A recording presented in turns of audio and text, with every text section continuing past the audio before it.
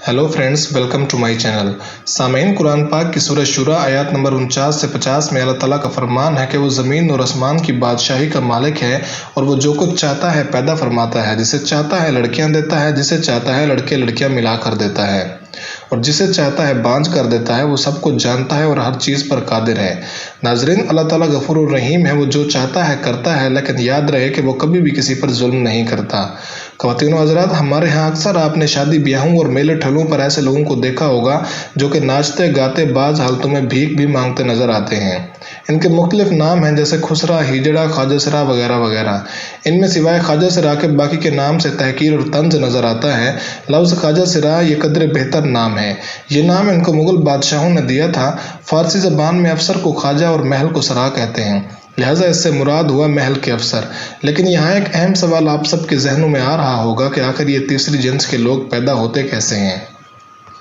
नाज़रीन मोहतरम, जहाँ तक बायोलॉजिकल फार्मेशन का ताल्लुक है तो साइंसी तौर पर इंसान की जब पैदाइश होती है तो बच्चे के जीन्स के तयन के लिए उस वक्त मर्द और औरत के क्रोमोसोम्स आपस में मिलते हैं। इनमें से कुछ क्रोमोसोम्स ऐसे होते हैं जो कि जीन्स का तयन करते हैं। अगर मेल के क्रोमोसोम्स गालिब हों तो लड़का पैदा होता है और अगर औरत के क्रोमोसोम्स गालिब हों तो लड़की पैदा होती है। लेकिन तीसरी जीन्स के केस में ये इत्तेफाक होता है कि मर्द और औरत दोनों के क्रोमोसोम्स बराबर हो जाते हैं, जो कि अमूमन बहुत कम ही ऐसा होता है। ऐसे सूरत हाल में जो बच्चा पैदा होता है वो ना मर्द होता है और ना ही औरत। यहाँ एक बात जो कि बहुत कम लोग जानते हैं कि तीसरी जीन्स के अंदर भी मेल और फीमेल होते हैं। इसका तयन ऐसे होता है कि तीसरी जीन्स में फीमेल क्रोमोसोम्स अगर मेल क्रोमोसोम्स पर दोबारा गालिब आ जाएं तो वो फीमेल ख्वाजा सरा कहलाते हैं। बिल्कुल इसी तरह मेल ख्वाजा सराओं का भी है। नाज़रीन, ख्वाजा सराओं में भी मुख्तलिफ किस्में हैं। पाकिस्तान के सूबा सिंध में ख्वाजा सराओं के बाकायदा तौर पर डेरे मौजूद हैं। इन डेरों को सिंधी ज़बान में मड़ी कहा जाता है, जिसमें सिंध के ख्वाजा सराओं के सबसे अहम गिरोह रिहाइश पजीर हैं। ख्वाजा सराओं की एक किस्म उलाकड़े भी है, जिनका दावा है कि वो पैदाइशी तौर पर जिनसी सलाहियतों से महरूम होते हैं। वो खुशी के मौके पर नजराने वसूल करके आपस में बांट कर गुजारा करते हैं और इनका अमूमन उठना बैठना भी मोअज़्ज़ज़ घरानों में होता है। नाज़रीन मोहतरम, हज़रत अली रज़ियल्लाहु तआला अन्हु, जिनका इल्म और हिकमत में कोई सानी नहीं था, एक दफ़ा आपसे दरियाफ्त किया कि यह ख्वाजा सराओं की विरासत का क्या मसला है, तो आपने फ़ौरन जवाब दिया कि ख्वाजा सरा की विरासत का तयन उसकी मुशाबत की बिना पर किया जाएगा।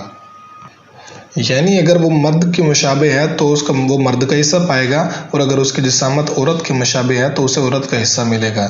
इससे मालूम होता है कि इस्लाम ने औरत और मर्द की तरह तीसरी जिन्स को भी हकूक से नवाजा है। एक शख्स ने एक ख्वाजा सरा से शादी की और महर में अपनी बीवी यानी ख्वाजा सरा को एक लोंडी दी। वो ख्वाजा सरा इस किस्म का था कि उसका मिजाज मर्दों और औरतों दोनों किस्म का था। उस शख्स ने अपनी बीवी ख्वाजा सरा के साथ जमा किया तो उससे भी एक लड़का पैदा हुआ और जब उस ख्वाजा सरा ने अपनी उस महल में आई लोंडी के साथ जमा किया तो उससे भी एक लड़का पैदा हुआ। ये बात मशहूर हो गई और ये मामला अमीरुल मोमिनीन हज़रत सैयदना हज़रत अली की खिदमत में पेश किया गया। तो आपने जब दुल्हन खंसा से इस्तफसार किया तो उसने जवाब दिया कि इसका मिजाज औरतों वाला भी है और उसे माहवारी भी आती है। हज़रत अली ने अपने दोनों गुलाबों बर्क और कंबर को बुलाया और उनको हुक्म दिया कि वो खंसा यानी इस ख्वाजा सराओं की दोनों तरफ की पसलियाँ शुमार करें। अगर बाएं जानिब वाली एक पसली दाएं जानिब कम हो तो इस खंसा को मर्द समझा जाएगा, वरना इसको औरत शुमार किया जाएगा। इसके बाद जब ये वाज़ेह हो गया कि उस ख्वाजा सरा की एक पसली कम है तो हज़रत अली ने इसके मर्द होने का फैसला सादर कर दिया और इसके मर्द और उसके दरमियान नलायकी करा दी। नाज़रीन, इस्लामी कुतुब में दर्ज है कि जब अल्लाह ताला ने हज़रत आदम अलैहिस्सलाम को अकेला पैदा फरमाया और जब अल्लाह ताला ने हज़रत आदम अलैहिस्सलाम पर एहसान का इरादा फरमाया कि इसका जोड़ा पैदा फरमाया जाए ताकि इनमें से हर एक अपने जोड़े से सुकून हासिल करे, हज़रत आदम अलैहिस्सलाम जब बेदार हुए तो उनके बाएं जानिब एक हसीन और जमील औरत बैठी हुई थी। यही वजह है कि मर्द की बाएं जानिब की पसली औरत से कम होती है और औरत की दोनों जानिब की पसलियाँ बराबर होती हैं।